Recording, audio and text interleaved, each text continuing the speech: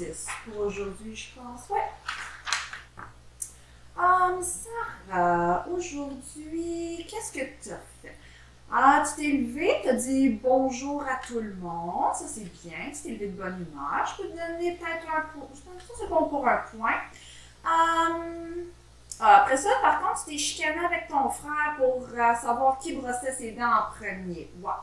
Ça, je suis obligée de t'enlever un point ici. Par contre, après ça, la récréation s'est bien passée. Dans la classe, t'écoutais bien. T'as même posé des bonnes questions. Ça, c'était beau. Ici, ouais, non, ça, je suis obligée de t'enlever des points par contre, parce que là, tu t'es chicané avec quelqu'un. Tu as fait exprès de pousser une personne qui t'avait accroché. Non, non, non, non, non, non. Ça, c'est pas bon. Il faut que je t'enlève 5 points là-dessus pour ta journée.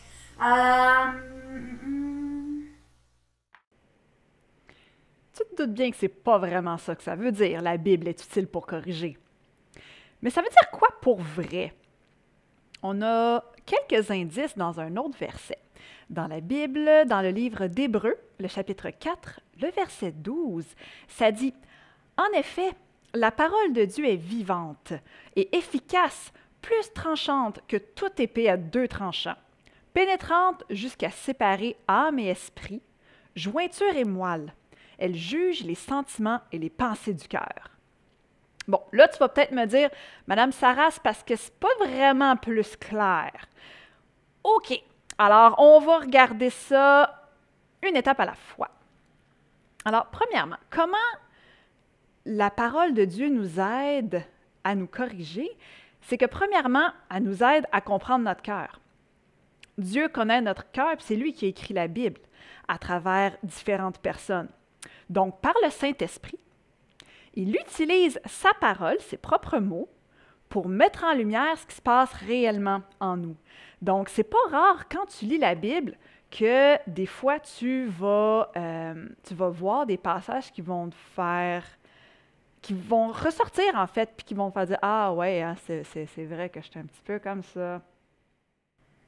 Tu sais, des fois on peut se mentir à nous-mêmes, mais en se disant, tu sais, oh non, c'est pas vraiment pour cette raison-là que je l'ai fait. Je l'ai vraiment aidé parce que je voulais l'aider, pas juste parce que je voulais un service en retour.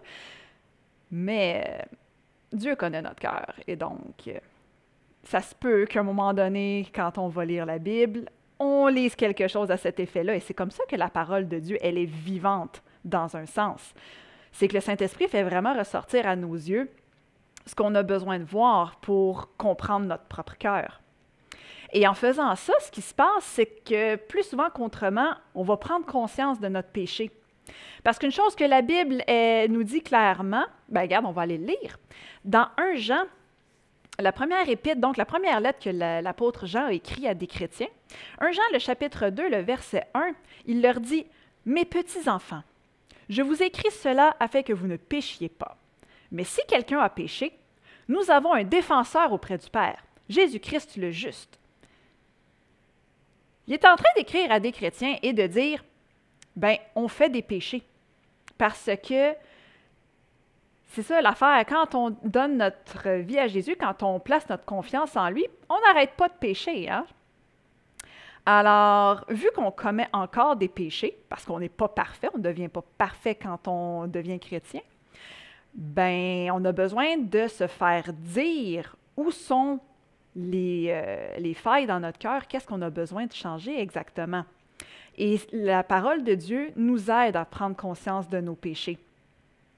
Et quand on l'avoue, quand on le réalise, quand on l'avoue à Dieu, qu'on lui demande pardon, avec sa parole encore, il va nous aider à l'éviter dans le futur.